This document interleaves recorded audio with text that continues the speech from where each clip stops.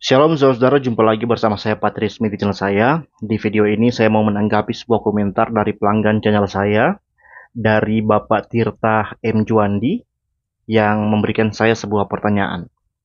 Saya pertama-tama minta maaf kepada Pak Tirta ya, karena saya baru tahu kalau Bapak itu punya komentar ini, yang ya saya baru cek dan baru tahu aja ternyata ada pertanyaan ini yang hendak ditanyakan. Dan saat ini saya akan menjawabnya dengan video, karena tentu ini adalah satu isu yang juga penting untuk ditanggapi dengan video. Pertanyaannya seperti ini. Pak Patri, saya ketik di sini saja, semoga Bapak baca dan ada bahas postingan.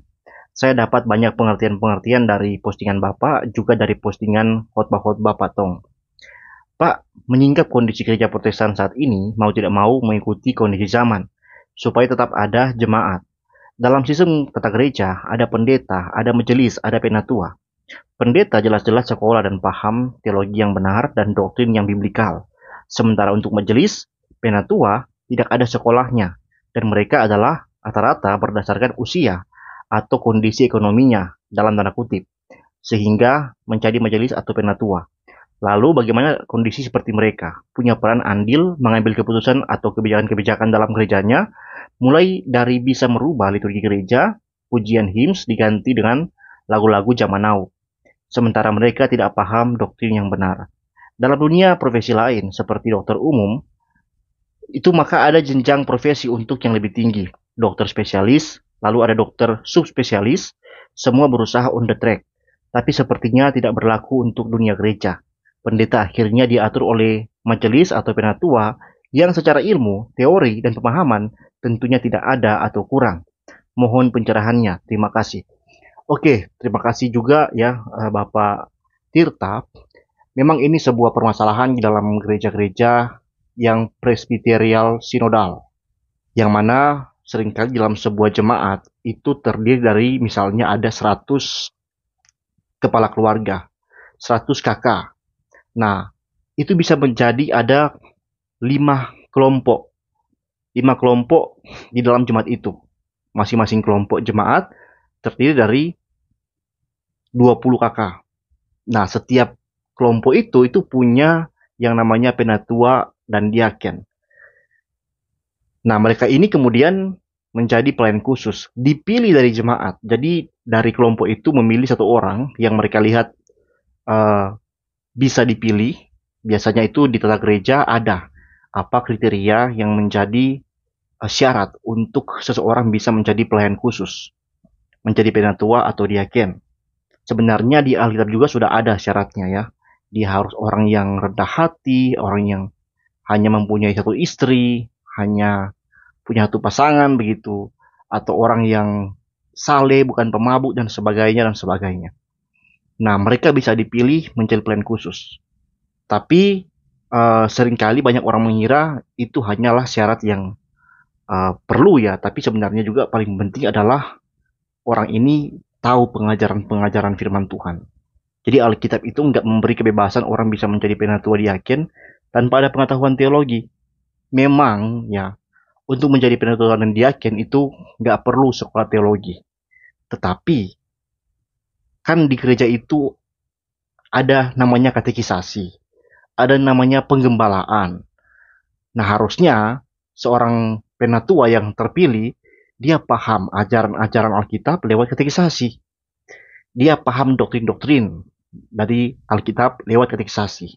Tapi juga kan ya, kalau misalnya penatua itu kan seringkali umurnya minimal itu kurang lebih 30 tahun. Nah, masa dia selama 30 tahun masuk gereja, aktif beribadah, dia nggak pernah ngerti firman Tuhan gitu kan.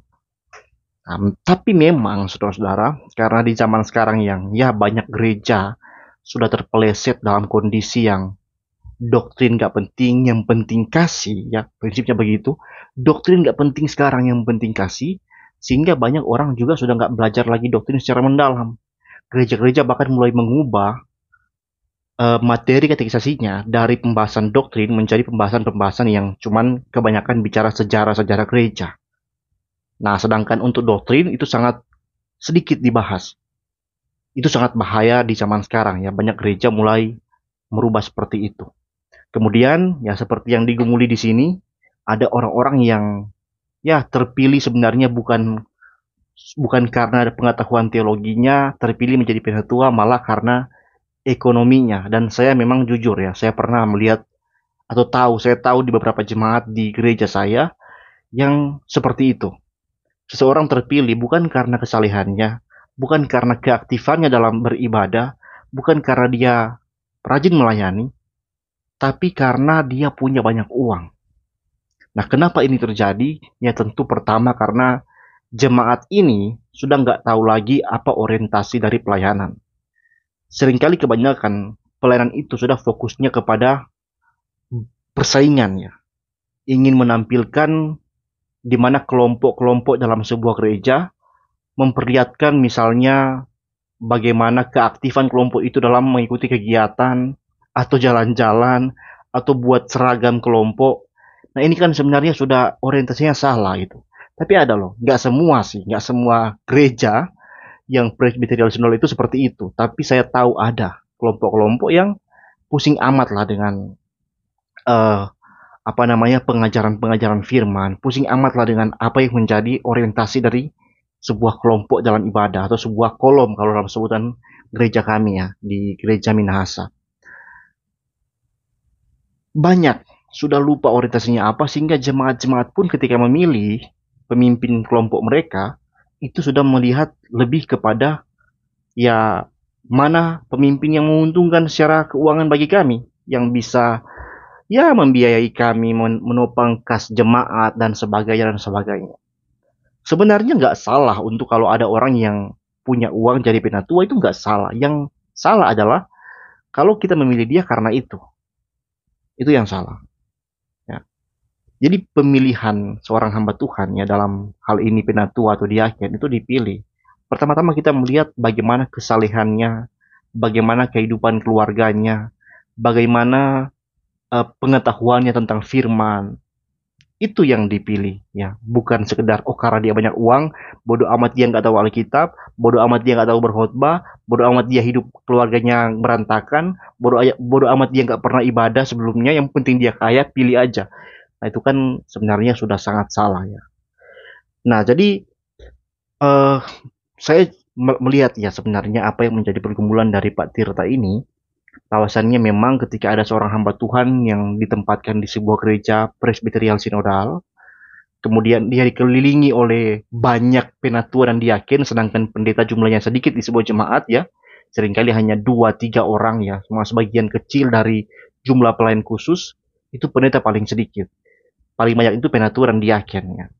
Itu yang paling banyak. Dan tentunya ketika pengambilan keputusan, pendeta itu sulit untuk bisa menerapkan landasan-landasan teologinya ketika dia kalah suara begitu ya.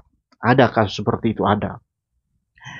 Nah, sebenarnya kesempatannya begini.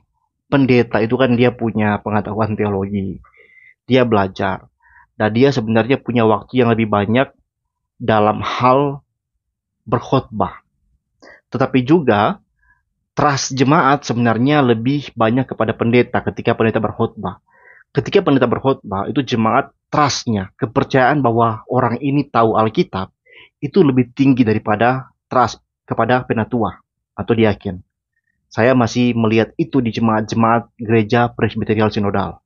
Nah, solusinya adalah supaya pendeta-pendeta ini bisa mengajarkan firman Tuhan yang benar bagi jemaat. Dengan berani, dengan tegas, mengatakan, ya terlebih dalam kondisi misalnya mau pemilihan penatua, pemilihan diaken, dalam rangka penggembalaan, harus tegas, tolong. Jangan pilih seseorang karena dia kaya, karena dia ini. Lihat keaktifannya, lihat bagaimana dia melayani Tuhan.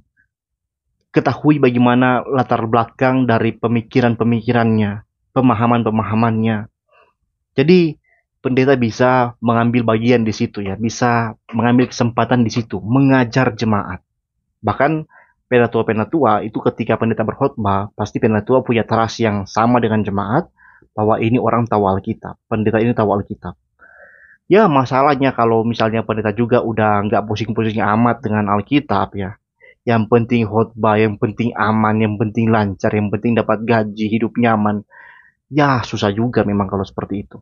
Ya susah juga. Kita berdoa lah ya Pak ya, supaya kita di zaman ini di gereja-gereja presbyterial sinodal, kita punya hamba-hamba Tuhan, pendeta-pendeta di jemaat itu yang teguh imannya, teguh pendiriannya bahwa saya seorang hamba Tuhan, saya diperlengkapi, saya seorang pendeta dalam hal ini, seorang pengajar ya kalau istilah Alkitab, saya harus mengajar sesuai firman Tuhan. Maka saya harus banyak belajar, terus belajar ya, jangan karena berpikir sudah pendeta maka sudah nggak belajar lagi, itu bahaya. Malah karena sudah pendeta itu waktu belajarnya harus lebih giat daripada mahasiswa. Ya, kalau udah pendeta, waktu belajarnya harus lebih giat daripada masih mahasiswa teologi. Kalau masih mahasiswa itu kan harus giat belajar, belajar kan, giat baca buku kan. Nah, harus lebih lagi dari itu kalau sudah pendeta karena tanggung jawabnya lebih besar. Jangan sampai lupa ajaran, lupa pemahaman sehingga ya bisa tersesat jemaatnya. Ya, kalau ada mahasiswa teologi yang pemikirannya salah itu nggak terlalu masalah. Ya, meskipun dia akan bermasalah di kemudian hari kalau jadi pendeta. Tapi kalau udah pendeta, udah pegang jemaat, lalu pemikirannya salah, ajarannya salah, wah itu bahaya sekali. Apalagi yang kompromi-kompromi, ya kan? Nah, makanya kita berdoa bersama supaya hamba-hamba Tuhan, pendeta-pendeta dalam hal ini, mereka yang dikaruniai Tuhan, kesempatan belajar, kesempatan bersekolah teologi, dan menjadi pendeta, mereka harus mau berani menyampaikan firman Tuhan dengan tegas, tidak setengah-setengah, apalagi mengaburkannya, tapi dengan berani menyatakan kebenaran firman di setiap kesempatan ketika mereka diberi kesempatan oleh Tuhan untuk berbicara firman-Nya di hadapan jemaat. Nah, saya kira inilah jawaban saya. Kita berharap bersama ya Pak ya. Terima kasih untuk pertanyaannya Pak. Tuhan Yesus memberkati. Dan kalau masih ada pertanyaan silakan di komen. Bagi pelanggan channel saya akan membalas komentar kalian lewat video seperti ini. Tuhan Yesus memberkati. Shalom.